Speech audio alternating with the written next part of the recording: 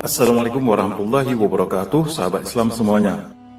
Tidak ada penguasa beragama Islam paling sukses tapi sekaligus juga paling kejam dalam sejarah dunia selain Timur Leng.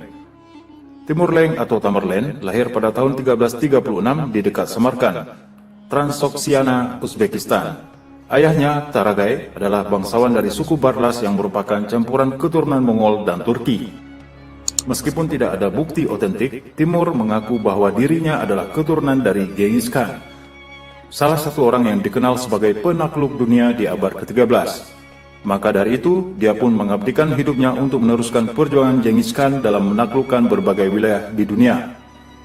Berbeda dengan Genghis Khan atau Hulagu Khan yang masih menganut kepercayaan Samaniah, Timur Leng ini sudah menganut agama Islam sejak lahir, karena kakeknya adalah orang pertama dari suku Barlas yang memeluk Islam dan berhasil membuat seluruh suku Barlas masuk Islam. Pada tanggal 10 April 1370 Masehi, Timur Leng memproklamirkan diri sebagai penguasa tunggal di Transoksiana. Ia berencana untuk menaklukkan daerah-daerah yang pernah dikuasai oleh Genghis Khan. Ia berkata, "Sebagaimana hanya ada satu Tuhan di alam ini, maka di bumi seharusnya hanya ada seorang raja." Pada tahun 1381 Masehi, ia menaklukkan Khorasan, berlanjut ke Afghanistan, Persia, Fars, dan Kurdistan. Di setiap negeri yang ditaklukkannya, ia mengadakan pembantaian besar-besaran terhadap siapa saja yang menghalangi rencananya, walaupun mereka Muslim sekalipun. Misalnya di Afghanistan, ia membangun menara yang disusun dari 2000 mayat yang dibalut dengan batu dan tanah liat. Di Fars, ia membangun menara dari 70.000 kepala manusia yang sudah dipisahkan dari badannya. Di India, ia membantai lebih dari 80.000 tawanan. Di Anatolia, sekitar 4.000 tentara Armenia dikubur hidup-hidup. Pada tahun 1405 Masehi, ia memasuki daerah Syria bagian utara. 3 hari lamanya Aleppo dihancur leburkan. Kepala dari 20.000 penduduk dibuat piramid setinggi 10 hasta, dan kelilingnya 20 hasta dengan wajah mayat menghadap keluar. Banyak bangunan seperti sekolah dan masjid yang berasal dari zaman Nuruddin Zanki dan Salahuddin Al-Ayyubi dihancurkannya. Hama, Homs, dan Ba'labaka berturut-turut jatuh ke tangannya. Demikian pula Damaskus dikuasainya, sehingga Masjid Umayyah yang bersejarah mengalami kerusakan berat. Setelah itu serangan diteruskan ke Baghdad, dan ia membantai 20.000 penduduknya.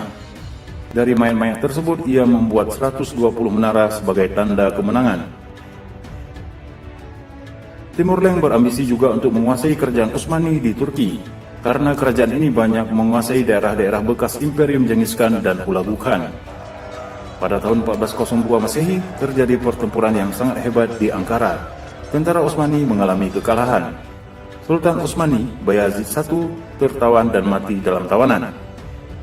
Setelah itu Timur Leng kembali ke Samarkand. Ia berencana mengadakan invasi ke Cina. Namun di tengah perjalanan ia menderita sakit yang membawanya kepada kematian pada usia 71 tahun, tepatnya tahun 1404 Masehi. Mayatnya pun dibawa ke Samarkand.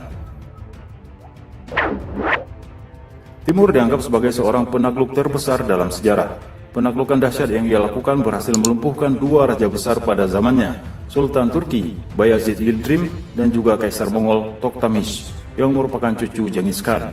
Sehingga sejarawan terkemuka Harold Lamb dalam bukunya Tamerlan Sang Pengguncang Dunia menuliskan, segala sesuatu yang diusahakan selalu berhasil, sehingga orang menyebutnya Tamerlan, Sang Penakluk. Prestasi Timur Leng jauh lebih unggul dibanding Genghis Khan, namun keberaniannya tidak didukung oleh akhlak, sehingga ia meninggalkan luka yang begitu dalam di setiap daerah yang ditaklukkannya. Sekalipun Timur Leng ini terkenal sangat ganas dan kejam, tetapi ia sempat memperhatikan pengembangan Islam, khususnya di Samarkand dan Turkistan. Konon ia penganut Syiah yang taat, namun sangat tertarik dengan Sufi. Dalam setiap perjalanannya, ia selalu mengikut sertakan para ulama.